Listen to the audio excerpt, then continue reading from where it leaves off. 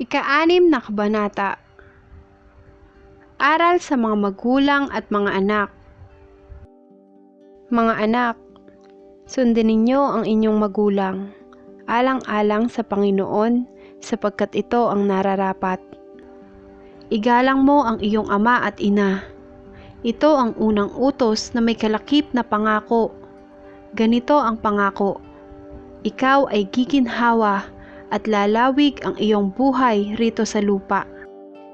Mga magulang, huwag ninyong ibuyo sa paghihimagsik laban sa inyo ang inyong anak, dahil sa malabis ninyong kahigpitan. Sa halip, palakihin sila sa tuntunin at aral ng Panginoon. Aral sa mga alipin at mga Panginoon. Mga alipin, sundin ninyo ang inyong mga Panginoon dito sa lupa ng buong galang, takot, at katapatan, na parang si Kristo ang inyong pinaglilingkuran. May nakakikita man o wala, ganyan ang gawin ninyo, hindi upang magbigay lugod sa mga tao, kundi dahil sa kayo'y lingkod ni Kristo at kusang loob na gumaganap ng kalooban ng Diyos. Maglingkod kayo ng may mabuting kalooban, na parang sa Panginoon kayo naglilingkod at hindi sa mga tao lamang. Sapagkat alam ninyong gagantihin ng Panginoon ang bawat mabuting gawa ninuman, alipin man o malaya.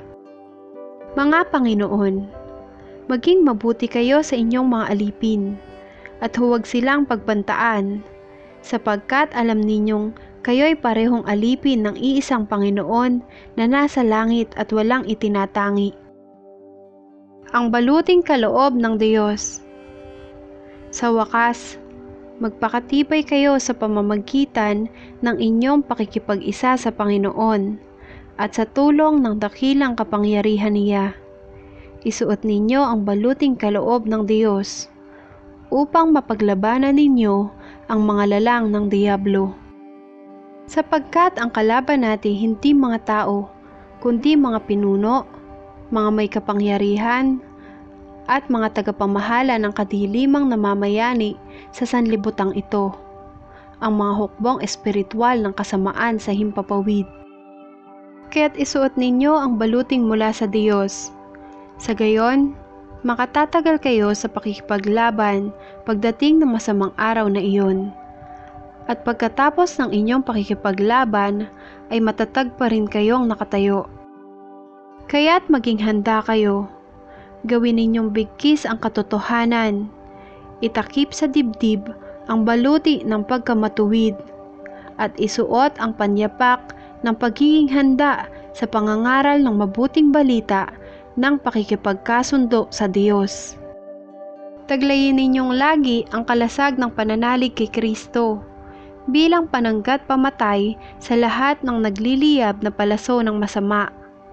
Isuot ninyo ang helmet ng kaligtasan, at kunin ninyo ang tabak na kaloob ng Espiritu, sa makatwid ang salita ng Diyos.